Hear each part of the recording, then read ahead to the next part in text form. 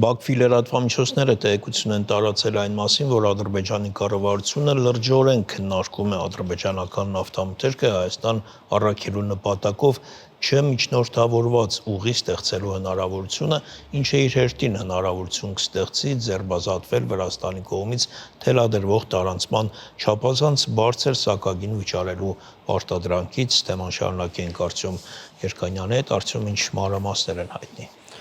Դե հիշում ես մի քանի օր առաջ ադրբեջանական Մինվալ պոլիտիկա պարբերականը, որը բավական այսպես մտերիմ է Ադրբեջանի կառավարությանը հետ,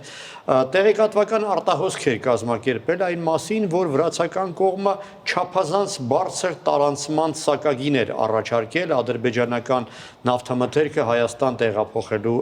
համար։ Այսինքն խոսքը գնում էր մոտ 40 անգամ ավելի բարձր սակագնի մասին, համեմատած այն գնի հետ, որը որ Վրաստանը ստանում է ադրբեջանական նավթամթերքը Փոթի եւ Բաթումի տեղափոխելու համար։ Եվ որպեսզի մեծ աղմուկ չլինի, Վրաստանի կառավարությունը լավ հնարավորություն գտավ իր բարի կամքը ցուցադրելու եւ հայտարարեց, որ առաջին պիլոտային խմբականակը կտեղափոխվի ընդհանրապես անվճար։ Եվ ահա երեք նույն այդ Մինվալ պոլիտիկա պարբերականը նոր տեղեկատվական արտահոսք է կազմակերպել, որից պարզ է դառնում, որ մինչ օրս էլ չլուծված է մնում այսպես կանոնավոր տեղափոխումների դեպքում սակագնի հարցը։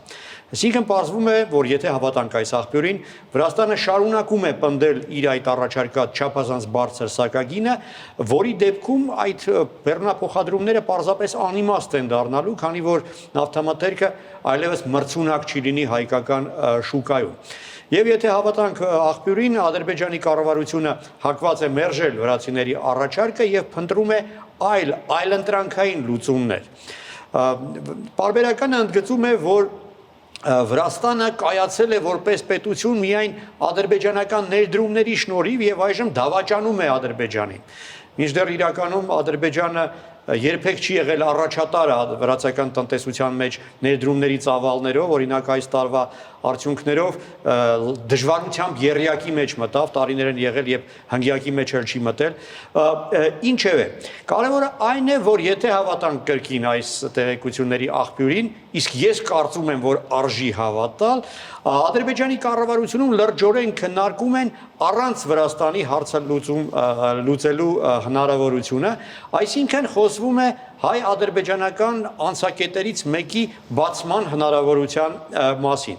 մինչ խաղաղ համաձայնագրի կնքումը եւ մինչ թրիփ նախագծի իրականություն դարձնելը։ Բայց ինչն է հատկանշական եւ կարեւոր, այդ հայ-ադրբեջանական սահմանը Ադրբեջանի կառավարությանը մոտ կանգնած պարբերականը անվանում է պայմանական սահման, այսինքն ընդգծում է, որ համաձայնվելով բացել անցակետը Ադրբեջանի կառավարությունը չի ճանաչի, որ սահմանը հենց այդ կետով է, այդ հատվածով է անցնում, դա առանձին բանակցությունների թեմա պետք է լինի։ Ամեն դեպքում Արտյոմ, եթե արժի հավատալ, ապա ինչպես պետք է անցնի այդ ուղին, այդ անցակետը, որը կարող է լինել։ Դե դու հիշում ես, որ խորհրդային տարիներին կար երկաթգիծ, որը կապում էր ադրբեջանական Ղազախը հայկական Իջևանի հետ, պարբերականը պնդում է, որ հենց այս տարբերակն են քննարկվում Մոսկվայում, ներողություն Բաքվում, եւ որ այժմ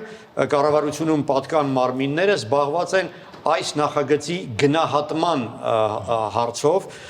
վերլուծում են տեխնիկական բոլոր անհրաժեշտ ուրեմն լուծումները, փորձում են գնահատել, թե որքան կարժենա այդ ամենը իրականություն դարձնելը եւ ինչ ժամկետներում դա հնարավոր կլինի։ Պարբերականը հավաստիացնում է, մեջբերեմ, այս լուծումը միանգամայն իրատեսական է ժամանակակից լոգիստիկայի տեսակետից։ Կարծում եմ սա իսկապես դրական պրոցես է մեզ համար, քանի որ ըստ էության խոսքը գնում է հենց այդ խաղաղության խաչմերուկի մասին, որի Հայաստանի կառավարությունը դեռ տարիներ առաջ էր ներկայացրել եւ որը Ադրբեջանի կառավարությունը մերժում էր։ Այսինքն կոմունիկացիաները դա ոչ միայն թրիփն է, այլ լուծումներ էլ կան, որին Ադրբեջանը կարծես թե հակված է, այսպես լրջորեն վերաբերվել։ Բացի այդ, եթե այս, իդեպ Ադրբեջանի այս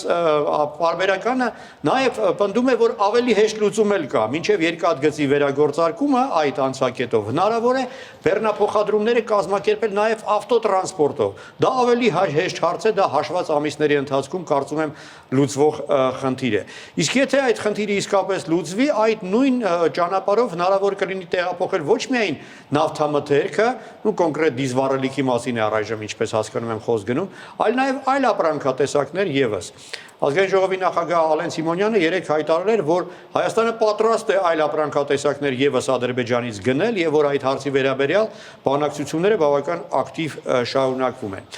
Եվ հաջորդ հարցը, եթե այս ուղին իսկապես կայանա, այն կարողանա ծառայել նաև տարանցիկ փոխադրումների համար դեպի Նախիջևան եւ դեպի Թուրքիան։ Երեք Բերլինում Հայաստանի վարչապետը հայտարարել էր, որ Հայաստանը բառացիորեն այսօր վաղը կարող է այդ հարցին լուծում տալ, եթե Ադրբեջանը ունենա համապատասխան կամք։ Այսինքն ինչ որ դրական process-ներ տեղի են ունենում, հարց այն է թե երբ կհասունանա եւ արդյոք վերջնական լուծում կտան այս խնդրին Ադրբեջանի իշխանությունները։ Բայց դա ինչն է հետաքրքիր, նկատվում է, որ Ադրբեջանը չափազանց շատ շահագրգռված է օր առաջ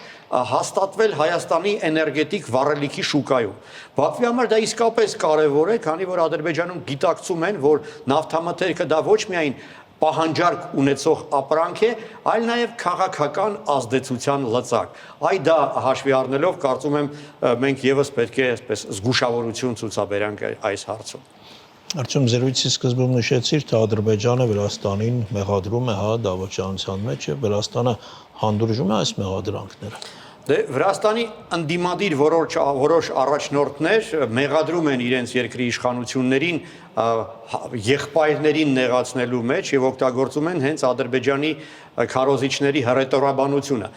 Մասնավորապես, օրինակ, նախկին ֆինանսների նախարար Վալերի Չեչելաշվիլին հայտարարել է, որ Կոբախիձեն խաղ է անում ռազմավարական դաշնակցի հետ, ինչը ոչ միայն կարճատեսություն է, այլ նաև անպատասխանատվություն Ադրբեջանի պես եղբայրական երկրին չի կարելի նեղացնել։ Նման բովանդակության գրառում է Facebook-ում արել նախկին նախագահ Միխայել Սահակաշվիլին, ով պնդում է, թե իբր Բիձինա Իվանիշվիլին ամեն ինչ անում է, որպեսզի խանգարի Հայաստանի եւ Ադրբեջանի միջև հաշտությանը եւ դրանով կատարում է Մոսկվայի հանձնարարականը։ Իրականում կարծում եմ, որ չարժի կամ սխալ կլինի Թբիլիսիի այս կեցվածքում փնտրել ինչ որ հակահայկական դրսևորումներ, ավելի շատ դա վկայում է այն մասին, որ Թբիլիսիի եւ Բաքվի միջև հարաբերություններում որոշակի բարդություններ են առաջացել, այդ մասին ես մի քանի անգամ վերջին շաբաթվա ընթացքում արդեն խոսել եմ եւ վստահ եմ, որ գլխավոր խնդիրը Վրաստանի կողմից ահա այդպիսի խոչընդոտներ դնելու ոչ թե Հայաստանն է, այլ Ադրբեջանի հետ ունեցած ինչ որ խնդիրներն են։ Շնորհակալություն, Արծու։